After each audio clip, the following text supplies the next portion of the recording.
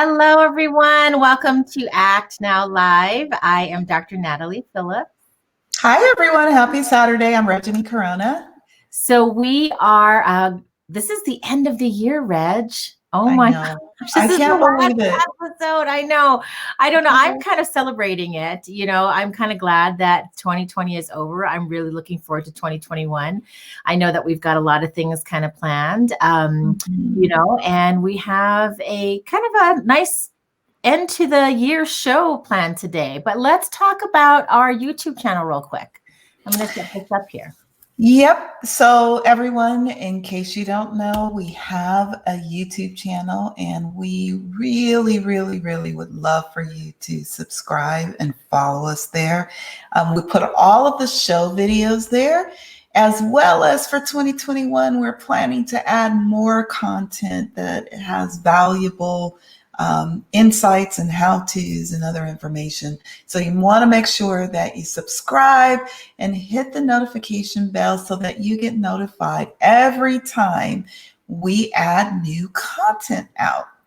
Yeah. All right. So today we wanted to talk more about just finishing off the year, kind of reflecting on the year, but then also planning a little bit ahead and looking at, instead of the whole year, so it doesn't sound so crazy out of, the box and like scary, but planning for the first quarter of the year. How about we just do something like that? And so we wanted to talk a little bit more about some of the things that, Reg and I have talked about and thought about in preparing for Q1 or quarter one of 2021.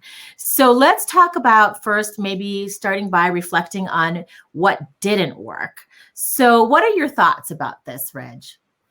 So, part of our system, the A in the word ACT stands for assess. And I think it's important to consistently assess where you are, what's worked, what hasn't worked, because it's that concept of measuring, right? You want to be able to measure so that you can adjust as well.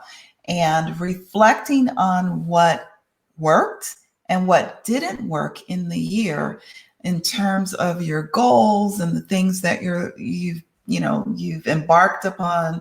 Maybe there's some things you wanted to do and you actually not just didn't accomplish the goal, but maybe you didn't even get started. So looking at the things that did work, but then really honing in on the things that didn't work and why they didn't work. So maybe the weaknesses around weaknesses that you have that sort of got in the way of those things that didn't work. I know for me, I am not particularly good on social media. I'm very inconsistent with it. And it's not that I don't enjoy it and I don't recognize the power and the value of it.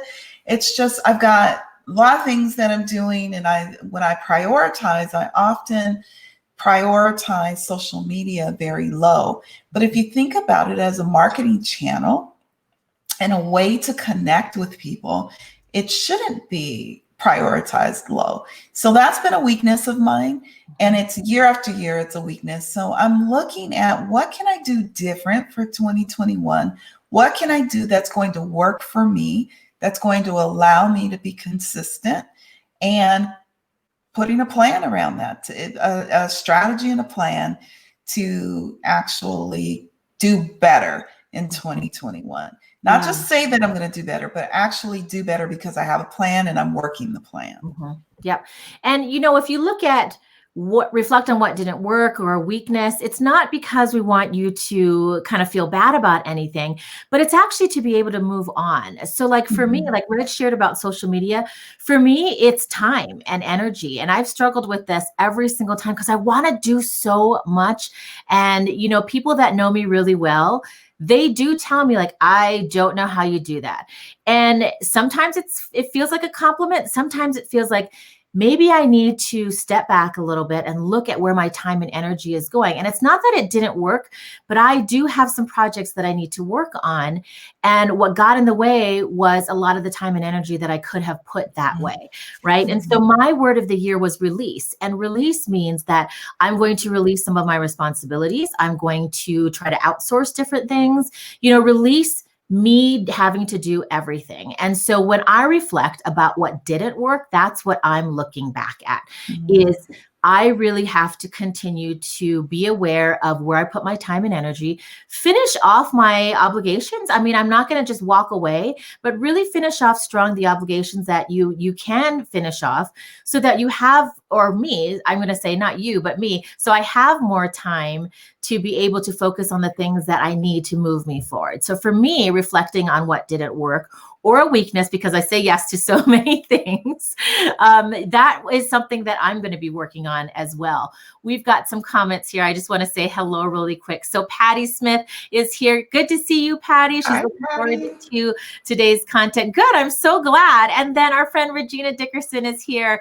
So good to see you guys here. So thank you guys so much for joining in. So we're just kind of talking a little bit more about some ideas of how to walk into quarter one of 2021, which, we roll right into. So Reg and I shared some of the things that we're going to be working on because we've taken the time to reflect or assess what was going on in 2020, and then define a plan surrounding this just for the quarter. So Reg and I had talked on our weekly call, and I love what she said about this. So Reg, I want you to share a little bit more about, she had pointed out maybe a weakness is social media.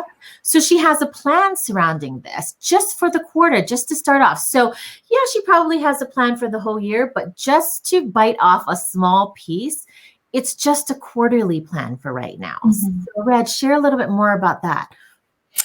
Yeah. So for me, and I recommend this to clients and other people that I work with, so I reverse engineer things. I work backwards a lot. So I start with the end in mind, and we've heard that before, and I know that we've said that before. So I do look at the year. For the year, what do I want to accomplish? What are the outcomes and the results that I'm looking to achieve in each of the key areas that I've identified? But then when I look at that outcome that I want to achieve, it's kind of like eating the elephant, right? It's often much bigger, and I'm trying to think about, okay, how am I going to make that happen? Well, we are big proponents of breaking things down into 90-day chunks. And so if we take the year, and this is what I do always at the end of the year going into the next year as part of my planning effort, I take the full year, I look at the outcomes that I want, and then I sort of put those off to the side, but then I reverse engineer and say, how am I going to get to how am I going to get to that? And how can I break it up into 90-day chunks? Because if I'm able to break it up into 90-day chunks, then it's much more palatable, right? It seems like I'm not attacking something as huge or overwhelming. So let's say that you have, this is completely arbitrary, and it's just for example. Let's say that you define $100,000 revenue goal. That's what you want to achieve. Well, for some, that 100,000 may not seem very bad, but for others, if you're running your business and you're at the point where you're doing 4 or 5 figures inconsistently each month, $100,000 may seem like a big goal. But if you take that goal and you split it into 4 quarters, now we're talking about $25,000 a quarter. So looking at how you can implement goals that are now looking at, or milestones and objectives that are now looking at $25,000 a quarter instead of $100,000 for the year, it seems a little more attainable.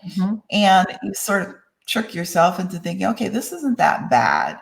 So it's that idea of how do you break it up into something that is based on 90 days or a quarter versus looking at the entire year. Yeah, yeah. And I know that we had talked about this earlier, and I love what she said. And it was really what she said is shifting the conversation from plan out your 2021 to plan out the first quarter or plan out that 90 days.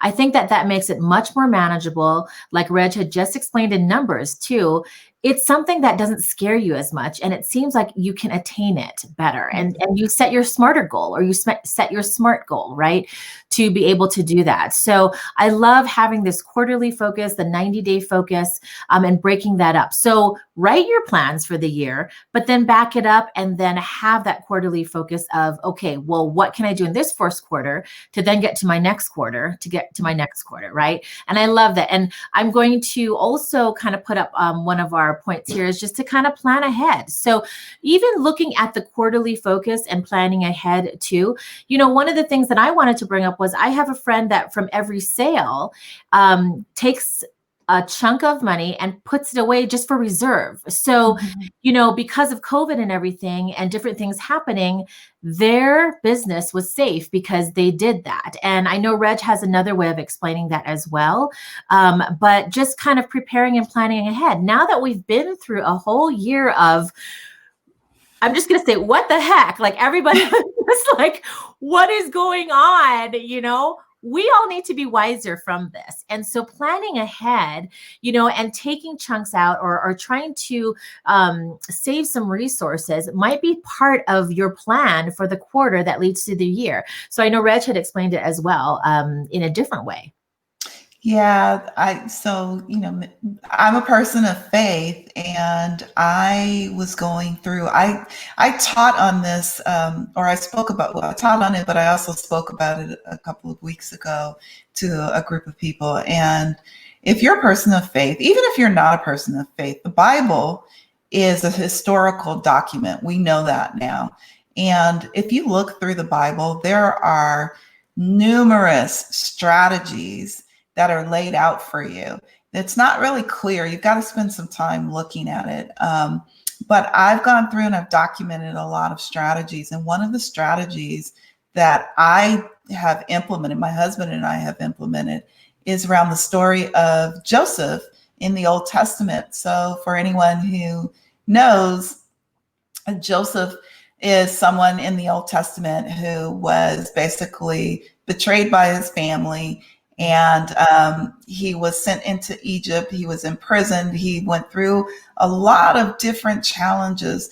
But the strategy that comes out in that story is, my husband and I refer to it as the 20% strategy. So the 20% strategy, God told Joseph to save 20% of everything in preparation for a famine that had been foreseen. And so while he was leading in Egypt, he took 20% of everything that came in, and he reserved it. And when the country went through famine, and it was a severe famine, Joseph actually had reserves to support all of the people of Egypt. And that strategy is an amazing strategy for me, and we've applied it to both our personal lives. So we have a 20% strategy in place for saving personally, but I also do that in the businesses now. And so 20% of revenue coming in, we place it into reserve, even for the nonprofit. So it's really important. Yeah, I think that's such a smart strategy. And I love it. All right. And then our last thing that we wanted to talk about was just trying to step out and look for resources or help. So like what I was talking about too, with me trying to release some of the responsibilities that I have or things that I can give up so that I can actually focus on other things to get the business forward. Reg and I and other people in like our mastermind groups, there are a lot of different ways that you can look for resources, whether it's on Fiverr, which is spelled Fiverr for people who haven't heard about Fiverr. They have a lot of people who might be able to help you do some of the more tasks that you can give up, and that you can still move forward in, but you can release some of that. And that's the biggest thing, is that can you actually release that responsibility? Because if you can't, then even if you do hire somebody else to do that work, you're going to constantly be micromanaging them. And so that's one of the things that when you are looking for resources, to be able to give that up as well. So maybe it's somebody on Fiverr, maybe it is a virtual assistant, things like that. Maybe, even for some different types of help that you need. It just kind of depends on what you need. Maybe it's not a business and it's an idea that you have that you want to start developing. Well, resources could be putting yourself out there in a networking group and kind of talking about it with other people who can give you input. That would be another way to look for resources. What about you, Reg? Yeah, this one is such an important one. And I know a lot of the people that connect with us are either already entrepreneurial and they have businesses, or maybe they have nonprofits, or they are embarking on entrepreneurialism. And one of the things that as a leader, you've got to think about is, what are the things that you should be focused on that's going to bring in the greatest return into the business? And usually that's revenue generating activities, that's visionary activities. But we have a tendency to feel like we need to be the butcher, the baker, the candlestick maker. Sometimes it's because of financial reasons. We don't have the capital to spare to bring in resources. Sometimes it's just our fear of letting go and still trying to hold on to things. But your growth and your ability to scale is dependent on your ability to let go. I was listening to someone who has done extremely well over the last 4 years. And one of the things that she said in building her multi-million-dollar business in 4 years that was critical was learning to not have everything depend on her, but rather have everything depend on what she offers and the systems that support what she offers. So it's not dependent on her. And that's one of the things that I would encourage to anyone listening, whether you're live or whether you come back on the replay. Look at areas, everything that you have that you are doing yourself. Take an inventory. Take this last week to inventory what it is you are currently doing, actively doing, and think about, what are the things that you need to get rid of altogether? You shouldn't even be doing them. They aren't helping you further what is important to you, and they're not really important in terms of reaching your goals and your dreams. And then look at, what are the things that you are currently doing that you can maybe delegate to someone else. And that's that release, the letting go. And yes, you do have to find resources to do that. And yes, you do have to have a process in order to engage with those resources so that you can let go. But what you are doing in letting go is allowing yourself to now focus on the things that are really important, that's in your genius zone, that's part of your superpower, that you can do to further your dreams and your goals, or your goals and your dreams. And then those other things are also important to do them, but they're not necessarily things that you need to do.